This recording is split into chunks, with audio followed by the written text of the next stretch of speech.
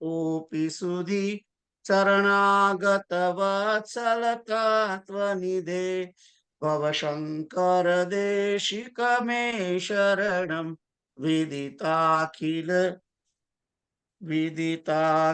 સા નમયા વિશદૈક કલા ન ચ કિંચન કાંચન મસ્તિ ગુરો ધૃતમેવ વિધેહિ કૃપામ સહજામ ભવ શંકર દેશિક મે શરણમ ભવ શંકર દેશિક મે શરણમ.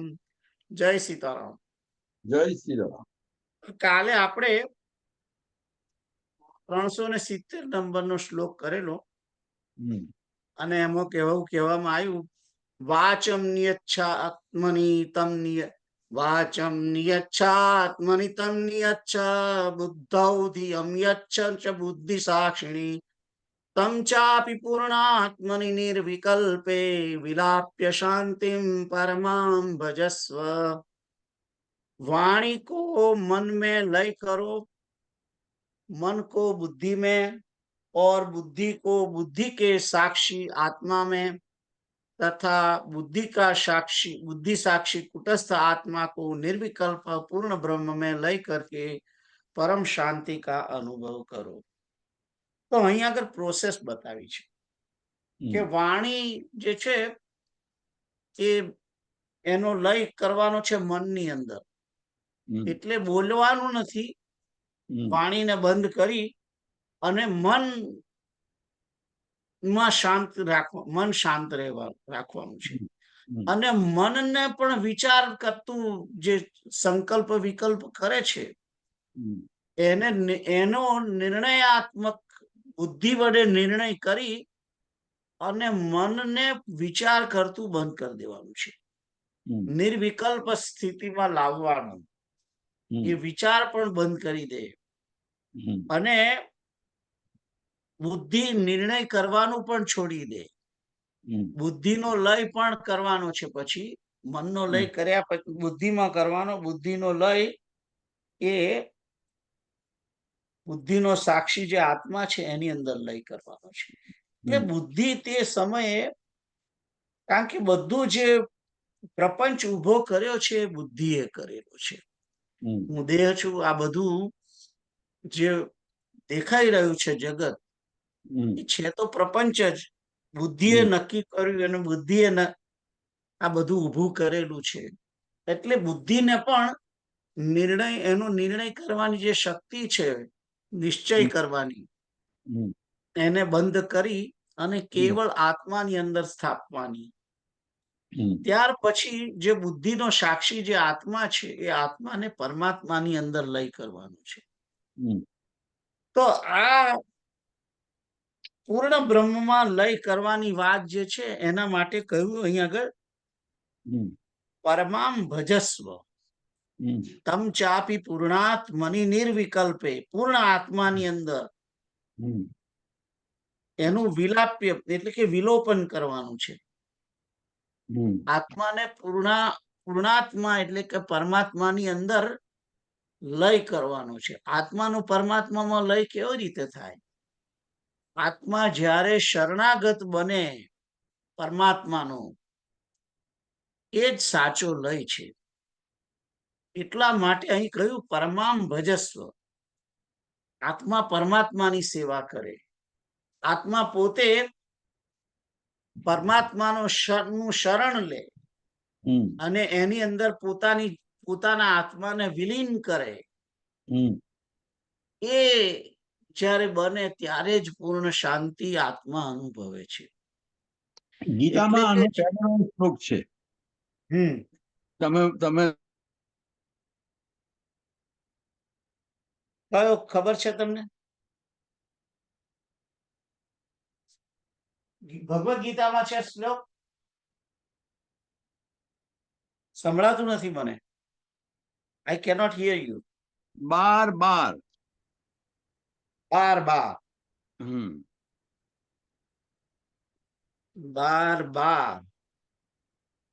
તો 12 માં તો એવું છે, શ્રેયો હિ જ્ઞાનમ અભ્યાસાત જ્ઞાનાત ધ્યાનમ વિશિષ્યતે, ધ્યાનાત કર્મફલ ત્યાગાત શાંતિરનંતરમ.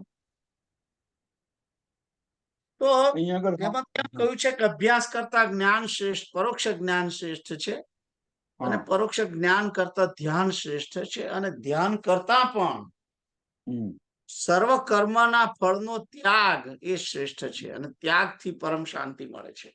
તો ત્યાં તો પરમ ત્યાગની વાત કરી છે, પણ ગોળ શાંતિનું છે.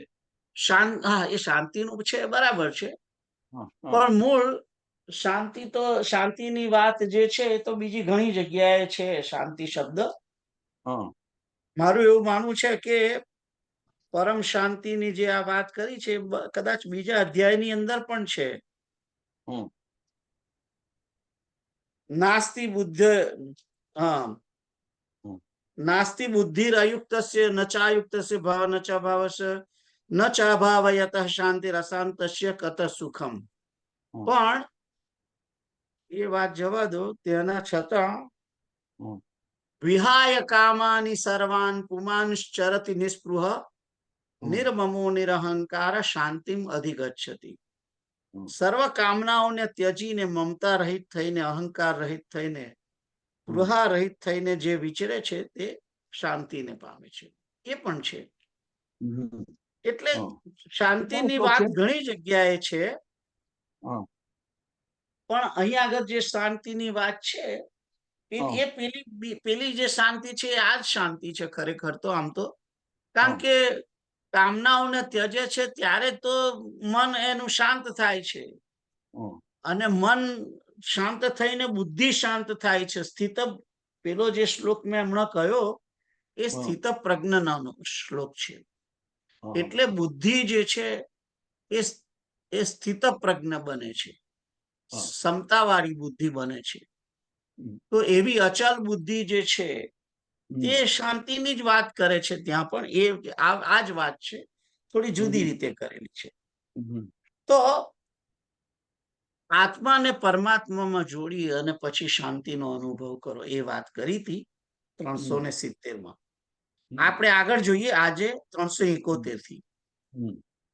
દેહે પ્રાણેન્દ્રિય મનોબુદ્ધ્યાદિ વિરૂપાધિભિ યે વૃત્તે સમાયોગસ્તત तद्भावोस्य योगिनः.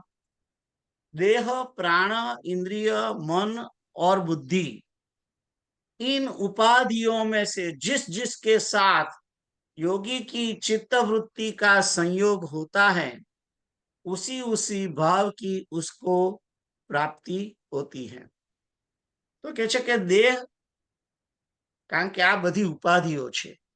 હું દેહ છું, મારી અંદર હું પ્રાણ છું, મારી અંદર ઇન્દ્રિયો છે, મને મન છે, મને બુદ્ધિ છે, આ બધી ઉપાધિઓ છે.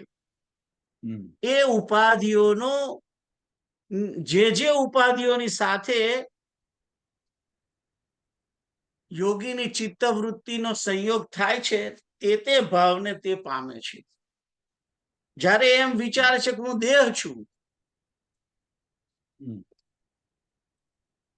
આનો આત્મા, એનો જે ચિત્ત છે, એમ ચિત્ત, અહીં આગળ ચિત્તની જે વાત છે એ આત્મા સમજો એક રીતે. તો જે ભાવ, જ્યારે એની વૃત્તિ, યૈર વૃત્તૈર શબ્દ છે એકચ્યુઅલી તો, ચિત્તની વૃત્તિનો જે સંયોગ દેહ જોડે થાય છે ત્યારે એ દેહના ભાવને પામે છે. પ્રાણની જોડે થાય છે ત્યારે એ પ્રાણના ભાવને પામે છે. ઇન્દ્રિયોની જોડે જ્યારે મન જોડાય છે ત્યારે એ ઇન્દ્રિયોની અંદર જ કર્મ કર્યા કરે છે. અને જ્યારે બુદ્ધિની સાથે મનની જોડે જોડાય છે ત્યારે એ મૌન રહે છે, અને બુદ્ધિની જોડે જોડાય છે ત્યારે એ બુદ્ધિના વિચારોમાં, એટલે જે તે ભાવને પ્રાપ્ત કરે છે. મનની વૃત્તિ જેની જોડે ચિત્તની વૃત્તિ જેની જોડે જોડાય છે તે ભાવને એ પામે છે. જો કે આ શ્લોક હું બરાબર હજુ સમજી શકતો નથી, પણ જસ્ટ એવો હું વિચાર કરું છું કે યોગીની ચિત્તવૃત્તિ જે છે એ જેની જે ભાવને પામે છે એને જે પામે છે, એટલે કે જો યોગીની વૃત્તિ પરમાત્મા ભાવને પામે તો પરમાત્માને પામે છે. એટલે કે તમે જેની જોડે તમારું મન જોડશો તે જ વસ્તુને તમે પામશો, એમ મૂળ કહેવાનો મતલબ છે. એવું હું સમજુ છું. અત્યારે તમે તમારી ચોપડીમાં શું લખ્યું છે એ વાંચો. 371. या देह प्राण इंद्रिय मन और बुद्धि इन उपाधियों में से जिसके साथ योगी की चित्त वृत्ति का संयोग होता है उसी उसी भाव की उसको प्राप्ति होती है. भावार्थ, यह शरीर प्राण इंद्रिया मन और बुद्धि स्वतंत्र रूप से कार्य नहीं करते, बल्कि इनके पीछे चित्त की वृत्तियां ही कार्य करती है. ये केवल उपकरण मात्र है जो चित्त की वृत्तियों को क्रियावंत करके करने के माध्यम है. जैसी चित्त की वृत्ति का इनके साथ संयोग होता है, ये वैसा ही कार्य करते हैं. इसीलिए चित्त की वृत्तियों को रोक देने से इनके संपूर्ण कार्य बंद हो जाते हैं. वो चित्त शांत हो जाता है. इसीलिए चित्त की वृत्तियों को रोकना ही ब्रह्म भाव की उपलब्धि का मुख्य कारण है या उपाय है. सीताराम. એટલે એમ કહેવા માંગે છે કે આપણા ચિત્તની જે વૃત્તિઓ છે, જેની જોડે જોડાય છે તે વસ્તુઓ તે કાર્ય કર્યા કરે છે. દેહની જોડે જોડાય તો દેહ કાર્ય કરે છે, પ્રાણની જોડે જોડાય તો પ્રાણ, ઇન્દ્રિયોની જોડે જોડાય તો ઇન્દ્રિયો એનું કાર્યમાં જોડાઈ જાય છે, મનની જોડે જોડાય તો મન કાર્ય કરવા લાગે છે, સંકલ્પ વિકલ્પ કરવા લાગે છે, બુદ્ધિની જોડે જોડે તો બુદ્ધિ એ નિશ્ચય નિર્ણયાત્મક નિર્ણયો કરવામાં એ પડી જાય છે. તો આ બધામાંથી ચિત્તની વૃત્તિને પાછી લેવાની છે, એનો બધાનો બાદ કરી અને ચિત્તની વૃત્તિ એ બધામાંથી ખેંચી લઈ અને કેવલ પોતાના આત્મ સ્વરૂપની અંદર જોડવાની છે. એ જોડશો તો જ પરમાત્મા ભાવની અંદર આપણે પામીશું. એવો મારો જે તમે વાંચ્યું એના ઉપરથી હું સમજી શક્યો. બરાબર છે. એટલે એમ કહેવાય કે માઇક જગતમાંથી નિવૃત્ત થાવ. That's right. હા, બરાબર, એવું જ છે. સીતારામ. આગળ જોઈએ. નિવૃત્ત્યા મુને સમ્યક સર્વો પરમણમ સુખમ સંદ્રશ્યતે સદાનંદ रसानुभव विप्लव. जब जब उस मुनि का चित्त इन सब उपाधियों से निवृत्त हो जाता है तो उसको पूर्ण उपरति का आनंद स्पष्टतया प्रतीत होने लगता है, जिससे उसके चित्त में सच्चिदानंद रस अनुभव की बाढ़ आने लगती है. એટલે કે જ્યારે આ મુનિનું ચિત્ત આગળના શ્લોકમાં કહેલી જે બધી ઉપાધિઓ છે, દેહની ઉપાધિઓ, પ્રાણની ઉપાધિઓ, ઇન્દ્રિયોની ઉપાધિઓ, મનની ઉપાધિ, બુદ્ધિની ઉપાધિ, આ બધામાંથી નિવૃત્ત થઈ જાય, એટલે કે ચિત્ત એ બધાને ત્યાગી દે અને એની ક્રિયાઓ બંધ થવા માંડે. જેમ જેમ એક પછી એક સ્વિચો બંધ કરવાની છે, એ સ્વિચ જેમ બંધ થતી જશે તેમ એ બધી ઉપરતીનો આનંદ સ્પષ્ટ થયા પછી ખબર પડે છે. કારણ કે પ્રાણની ઉપર હતી, ઇન્દ્રિયો એટલે કે વિષયોની ઉપર હતી, મનની ઉપર હતી, મન ઉપરામતાને પામે, બુદ્ધિ ઉપરામતાને પામે છે. એટલે પછી તરત જ આ બધે જવાનું નથી તો ઇન્દ્રિય તો ચિત્તની વૃત્તિ જાય ક્યાં? એટલે પોતે ચિત્તની વૃત્તિ આત્મા તરફ વળે છે અને આત્મા તરફ વળવાને કારણે એને સ્પષ્ટત આનંદની અનુભૂતિ શરૂ થાય છે, જાણવા મળે છે. અનુભૂત આ સ્પષ્ટ એને દેખાવા લાગે છે, એમ કે છે.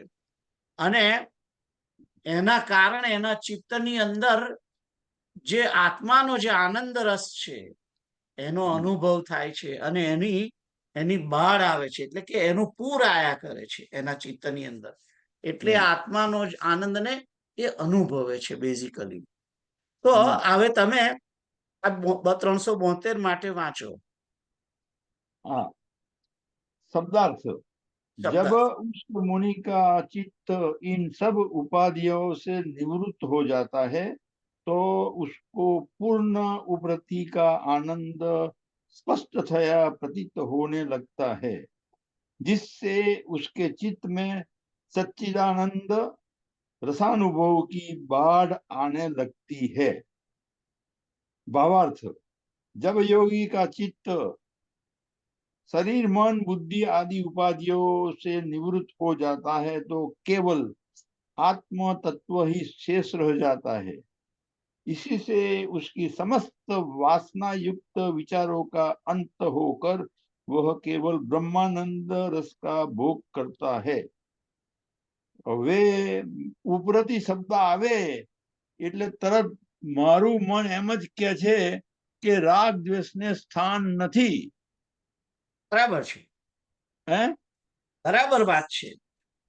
હા, કારણ કે રાગ જે છે વિષયોમાં થાય છે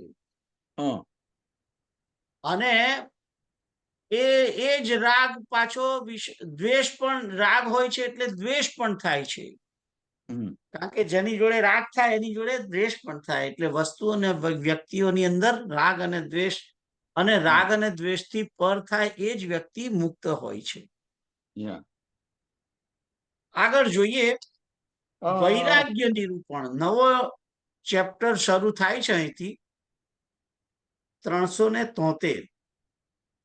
અંતસ્ત્યાગો બહિસ્ત્યાગો વિરક્તસ્યૈવ યુજ્યતે त्यजन्त्यन्तर्बहिर्संगम विरक्तस्तु मुमुक्षया. विरक्त पुरुष का ही आंतरिक और बाह्य दोनों प्रकार का त्याग करना ठीक है.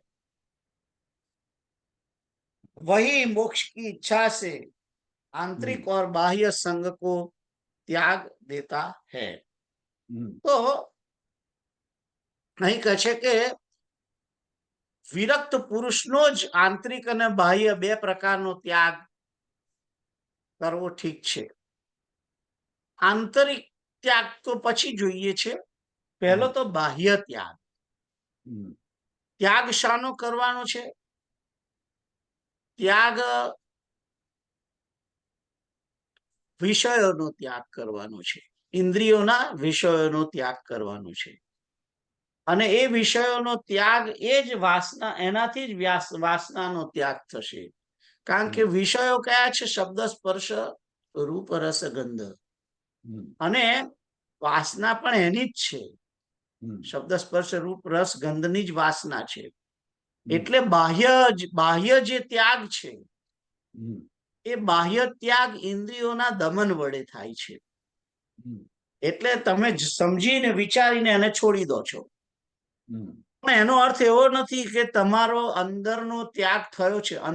મન તો એવું ઈચ્છે છે કે મને આ વિષય મળે, એનો રસ જતો નથી અંદરથી, ખાલી બહારથી ત્યાગ કરેલો છે. એ બહારનો ત્યાગ છે. આંતરિક ત્યાગ શું છે? આંતરિક ત્યાગ એ સમજપૂર્વક ત્યાગ, પેલો પણ સમજપૂર્વક જ કરેલો છે, પણ અંતરનો જે ત્યાગ છે મન વડે ત્યાગ કરેલો ત્યાગ છે. અને આંતરિક ત્યાગ જે છે એની અંદર પછી એનો કોઈ રસ રહેતો નથી, મન પણ એનો વિચાર કરતું નથી. એ આંતરિક ત્યાગ છે. અને જે ત્યાર પછી કે છે કે જે મોક્ષની ઈચ્છાથી કરે, આ ત્યાગ વિરક્ત પુરુષ, વૈરાગ્ય પુરુષ નો અંતર અને બહારનો ત્યાગ છે.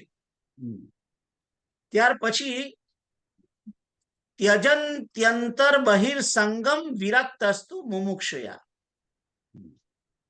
મોક્ષની ઈચ્છા વાળો છે બહારનો સંગ પણ ત્યાગી દે છે. પેલામાં વસ્તુઓનો ત્યાગ છે, હવે અહીં આગળ વ્યક્તિનો અથવા તો સંગનો ત્યાગ છે. હમ, સંઘનો ત્યાગ. બહારથી તો તમે ત્યાગી દો, બોલો નહીં, ફોન ના પકડો, એકલા વનમાં જઈને રહો, એકાંત સ્થાનમાં જઈને રહો, કોઈની જોડે મળવાનું ત્યાગી દો. આ બધું છે બહારનો ત્યાગ છે. પણ અંદર તો બધાના, આખા જગતના વિચારો આયા કરતા હોય, હમ, એટલે એ પેલો બહારનો ત્યાગ છે. હમ, ખ્યાલ આવ્યો? હમ, પછી અંદર, એટલે બહારના સંઘનો ત્યાગ કર્યો. એ અંદરથી સંઘ ત્યાગ કેવી રીતે કરવાનો છે? અંદરથી સંઘનો ત્યાગ એટલે કે કશું જ પછી વિચારે નહીં, હમ, મારા સિવાય બીજું કઈ છે જ નહીં, હમ, હું ને મારો પરમાત્મા. આમ તો હમ, પરમાત્માની પણ નથી, કારણ કે આ જ્ઞાનનો માર્ગ છે. હમ, એના માટે જ્યારે આ જ્ઞાનના માર્ગની અંદર તો હું એકલો જ છું, એટલે અહમ મારે કોઈની જોડે એટલે બીજા કોઈનો સંગ છે જ નહીં એને. અહમ બ્રહ્માસ્મિ. હા, અહમ બ્રહ્માસ્મિ, બરાબર. હમ, અને એની અંદર એવું જ્યારે વિચારે છે કે હું જ બ્રહ્મ છું, અને આ સર્વત્ર બધું હું જ છું, હું જ છું, હું એકલો જ છું, તો પછી બીજાનો સંગ ક્યાં છે? એ રીતે. અને ભક્તિ માર્ગની અંદર આ જ એપ્લિકેશન કેવી રીતે થાય છે કે ભક્ત બધાનો ત્યાગ કરી દે છે. અને એ પેલી મીરાની માફક બોલે છે, મેરે તો ગિરધર ગોપાલ દૂસરો ન કોઈ. એને એ બાહ્ય જગતનો પણ ત્યાગ કરી દે છે, અને અંદરથી, મનથી પણ બધું ત્યાગી દે છે. પણ મનથી ત્યાગતા પહેલા એ ખાલી કેવળ અને કેવલ પોતાનો જે સંગ છે એ કેવલ પરમાત્માની સાથે હોય છે. એ ભક્તિ માર્ગમાં આવી રીતે હોય છે. ખ્યાલ આવ્યો? તો અહીંયા આગળ મોક્ષની જે ઈચ્છા વાળો છે તેને આંતરિક અને બાહ્ય બંને સંઘને ત્યાગ કરવો પડે. ખ્યાલ આવ્યો? તો આ મુક્તિનું છે. ભક્તિની અંદર પરમાત્માની પ્રાપ્તિ માટે બહારના જગતનો પણ ત્યાગ છે. આંતરિક ત્યાગ કરી અને કેવલ અને પરમાત્માનો જ સંગ, એક જ સંગ એની જોડે હોય છે. તો એ રીતે એ પોતે પરમાત્માને પામે છે, પેલો મોક્ષને પામે છે જ્ઞાની. તો આ 373 માટે મેં તમને કહ્યું. હવે એના વિશે વાંચો તમે. मोक्ष की इच्छा रखने वाले को आंतरिक और बाह्य दोनों प्रकार के विषयों का त्याग कर देना चाहिए तथा इनका कभी भी संग नहीं करना चाहिए. विषयों से विरक्त ही ज्ञान के द्वार खोलती है. विषयों से विरक्ति ही ज्ञान के द्वार खोलती है. विषयों में लुप्त पुरुष ज्ञान का अधिकारी नहीं होता. सीताराम. સીતારામ. માઇકદા હટી નજીકદા વધી. That's right. હા, આગળ જઈએ. હા. બહિસ્તુ વિષયે સંગમ તથાંતર અહમાદિભિ વિરક્તા એવ શક્નોતિ ત્યક્તુમ બ્રહ્મણિ નિષ્ઠિતઃ. इंद्रियों के विषयों के साथ बाह्य संग और अहंकार आदि के साथ आंतरिक संग, इन दोनों का ब्रह्मनिष्ठ विरक्त पुरुष ही त्याग कर सकता है. તો કે છે કે ઇન્દ્રિયોની સાથે ઇન્દ્રિયોનો વિષયોની જોડે જે બાહ્ય સંગ છે તે એનો ત્યાગ, એ બાહ્ય સંગનો ત્યાગ. અને જે અહંકાર આદિનો ત્યાગ છે એ આંતરિક સંગ. કારણ કે અહંકાર આદિ સાથેનો જે ત્યાગ છે આંતરિક સંગ છે. એટલે કે માણસ પોતે અહંકાર પોતે તો બધાનો ત્યાગ કરી દીધો છે, પણ તેમ છતાં એમ વિચારે છે કે મેં બધું ત્યાગ કર્યો છે, મેં ત્યાગ કર્યો છે, મેં ત્યાગ કર્યો છે. એ અહંકાર અહંકારનો પણ ત્યાગ. અહંકાર આદિ એટલે અંતઃકરણ ચતુષ્ટય ના થયું? એ પણ થયું. યસ. હા યા હા યા હમ આદિ શબ્દની અંદર બધું જ આવે છે. જો કે હમ અંતઃકરણ ચતુષ્ટય પણ આવી શકે, અથવા તો કામ, ક્રોધ, લોભ, મોહ, મદ, મત્સર અને અહંકાર એ પણ એમાં પણ આવી શકે છે. પણ હમ તમે જે કહો છો અંતઃકરણ, એ હા પણ બરાબર જ છે. હા મનનો ત્યાગ, બુદ્ધિનો ત્યાગ, ચિત્તવૃત્તિનો ત્યાગ, આ બધો જે આંતરિક સંગ જે છે, હમ કારણ કે બધું બાહ્ય સંગ માણસ છોડી દે કદાચ, હમ પણ તેમ છતાં એનું મન તો અંદર એના વિચારો જો કર્યા કરતું હોય, એના હમ વિષયનું ધ્યાન, ચિત્તવૃત્તિ કર્યા કરતી હોય, રાઈટ? હમ હમ તો અને મેં આ છોડ્યું છે એવો અહંકાર કરતું હોય, હમ તો પછી એનો આંતરિક ત્યાગ હજુ થયો નથી. હમ પણ અહીંયા આગળ કહે છે કે જે બ્રહ્મનિષ્ઠ વિરક્ત પુરુષ જ હમ આ બંનેનો સાથે ત્યાગ કરી શકે છે. અને એનું આ જે વાત કરી છે અહીંયા આગળ, બ્રહ્મનિષ્ઠ હમ વિરક્ત પુરુષ, હમ વિરક્ત પુરુષ કહ્યું એ તો બરાબર છે, પણ જયારે અહીં બ્રહ્મનિષ્ઠ કહે છે, હમ એનો અર્થ કે જેને બ્રહ્મની અંદર બરાબર બ્રહ્મ સ્થિત થયેલો હોય એ જ આવું કરી શકે. અને બ્રહ્મનિષ્ઠ ક્ષોત્રિય, રાઈટ? હે બ્રહ્મનિષ્ઠ ક્ષોત્રિય કરીને છે ને કશું? ના ના, શ્રોત્રિય એટલે સાંભળીને બ્રહ્મમાં સ્થિત થયેલો, અને હા બ્રહ્મનિષ્ઠ એટલે કે બ્રહ્મની અંદર જ સ્થિત થયેલો છે તે. હા ખ્યાલ આવ્યો? એટલે હા બ્રહ્મનિષ્ઠ એટલે કે જેણે બ્રહ્મનો સાક્ષાત્કાર કર્યો છે તે જ. હમ એટલે જેણે બ્રહ્મનો સાક્ષાત્કાર કર્યો જ નથી, એ તો માણસ એ માણસ તો ક્યારેય એમાં થતો નથી. હમ પણ એક જગ્યાએ કહ્યું છે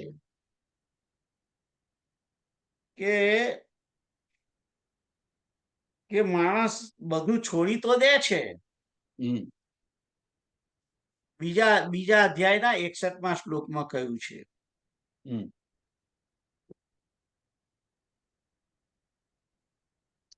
એક મિનિટ હો.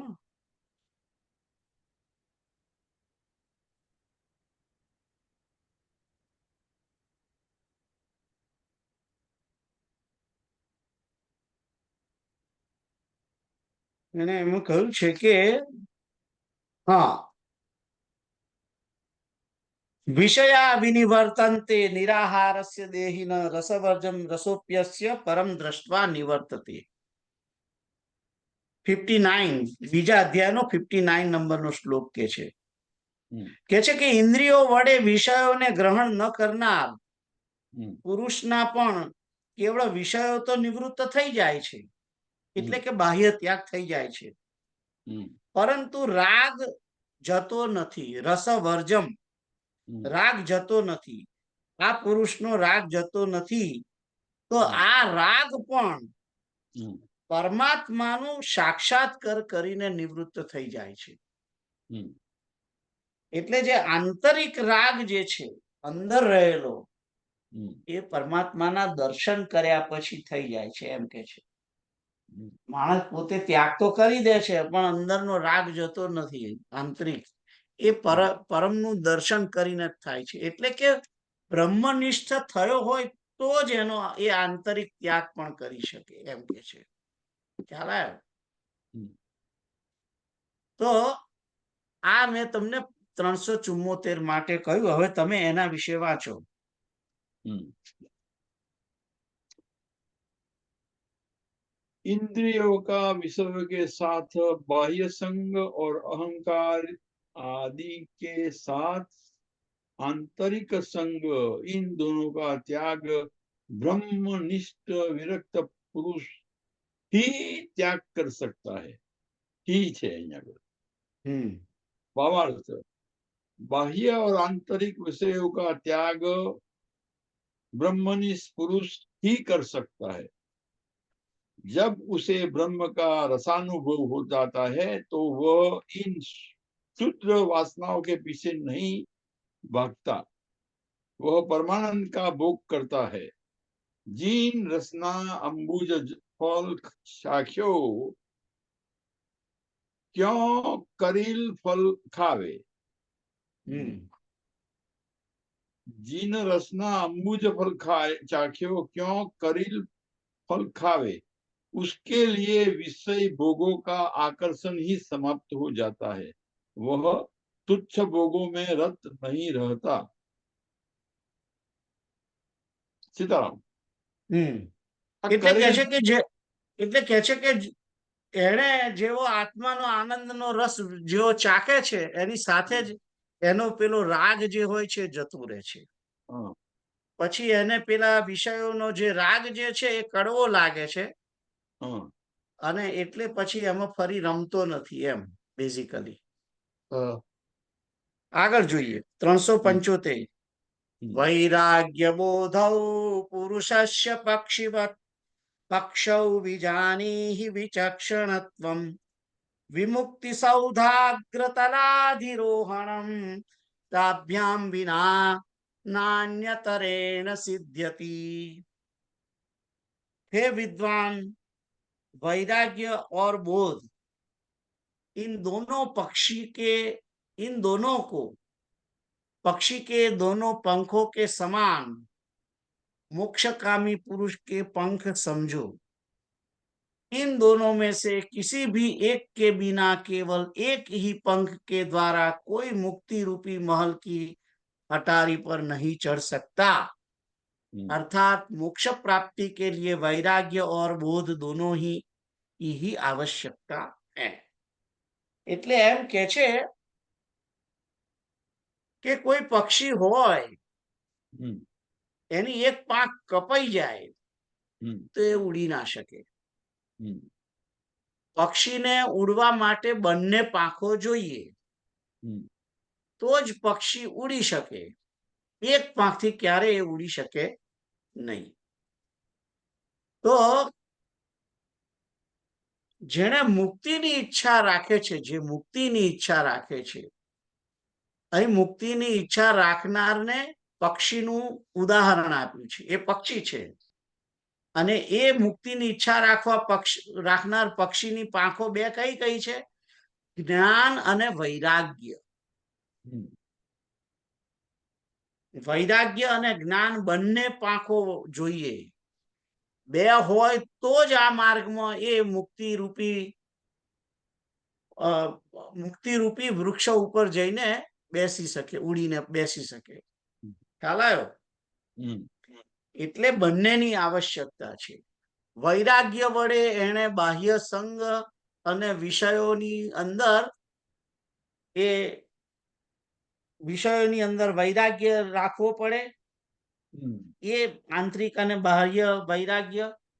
અને જ્ઞાન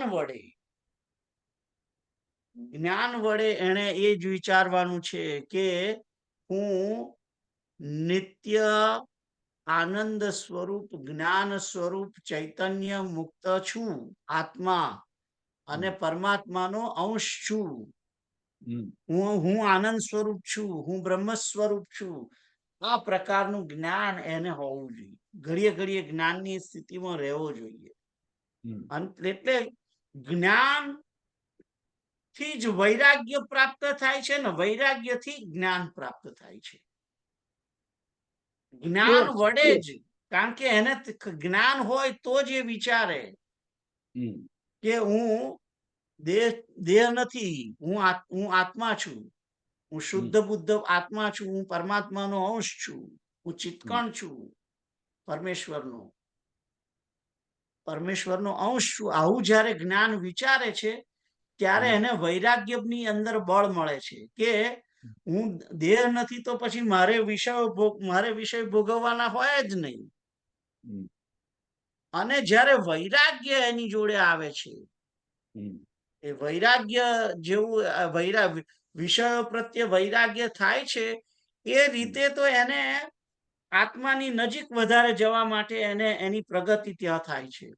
અને જેવો આત્માની નજીક પ્રગતિ થાય છે ત્યારે એને જે જ્ઞાન જે એને પ્રાપ્ત કરેલું છે એ જ્ઞાનનો અનુભવ થાય છે એને.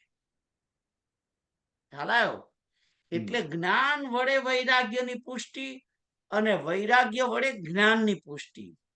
વૈરાગ્ય થાય છે એટલે એનું જે ચિત્તવૃત્તિ છે આત્મા તરફ વળે છે અને આત્માની તરફ ગતિ કરે છે અને આત્માનો આનંદનો અનુભવ કરે છે. એટલે એને થાય છે કે મેં જે પેલું જ્ઞાન સાંભળ્યું છે એ આ જ છે, એ જ આ વસ્તુ છે. એટલે એનું જ્ઞાન પુષ્ટ થાય છે. અને જ્ઞાન જ્યારે પુષ્ટ થાય છે ત્યારે પછી એ વિષયોની અંદર રમતો નથી, વિષયોથી ઉપરામતાને પામે છે.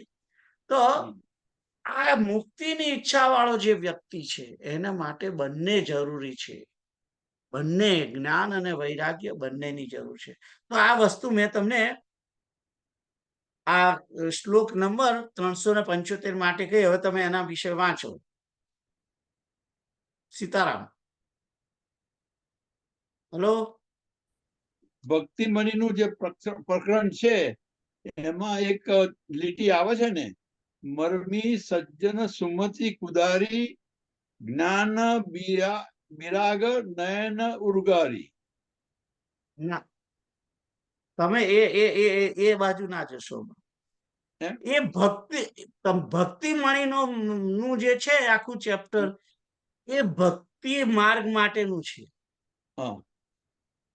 એને નાને કોઈ લેવા દેવા નથી. આ જ્ઞાનનો માર્ગ છે. પણ એમાં શબ્દ જ્ઞાન આવ્યો છે એટલે કહું છું. બરાબર આવ્યો છે.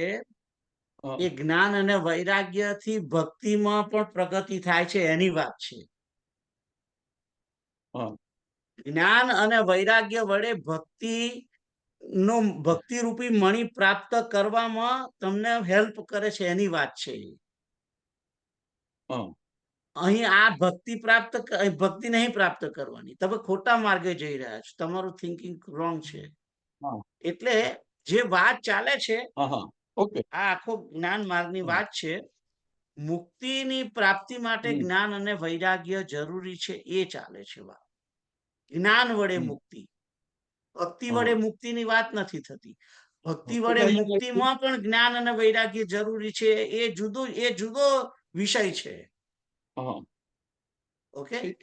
એટલે અહીંયા આગળ વૈરાગ્ય બોધો છે એમાં વૈરાગ્ય અને જ્ઞાન ભક્તિને અંદર લાગે વળગે નહીં, એવું હું નથી કહેતો.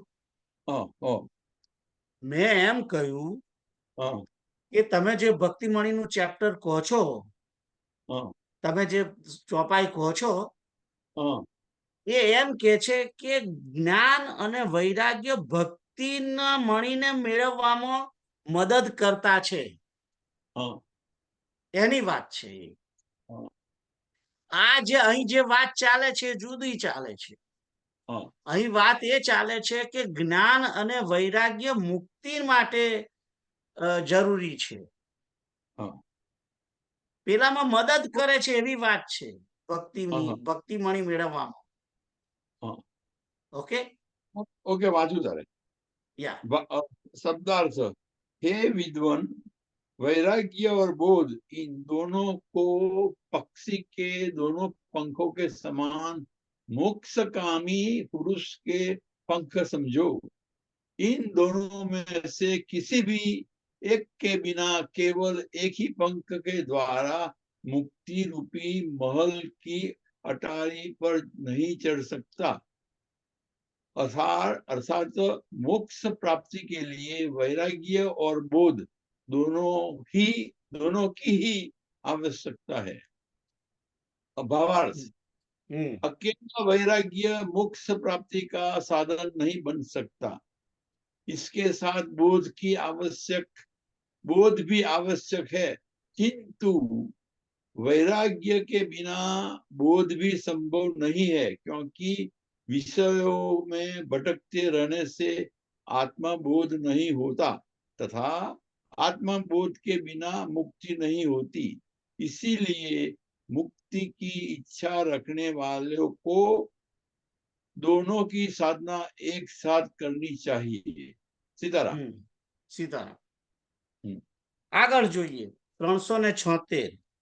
આપણે કીર્તન માટે લેટ ના પડીએ પાછા. ઓ યા પેલો 3 જ મિનિટ બાકી છે તો આગળ નથી જવું, અહીં જ ઉભા રહીએ. આયા હશે ને ઘનશ્યામભાઈ? ના, હજુ નથી આયા. તો હા. અહીં આગળ 375 આગળ ઉભા રહીએ આપણે. હા. હવે જુઓ, હા. તમે જે હમણાં પેલી વાત કરી તેના માટે હું એક મિનિટ એક થોડુંક સમય લઈને કહી દઉં, 1-2 મિનિટમાં, કે હા. જે ભક્તિ મણી પ્રાપ્ત કરવાનું છે હા. એની અંદર લખ્યું છે કે જ્ઞાન વૈરાગ્યની કોદાળીથી મળે ને એ બધું બરાબર છે, એવું કહ્યું એમણે. હા. પણ એની જરૂર નથી.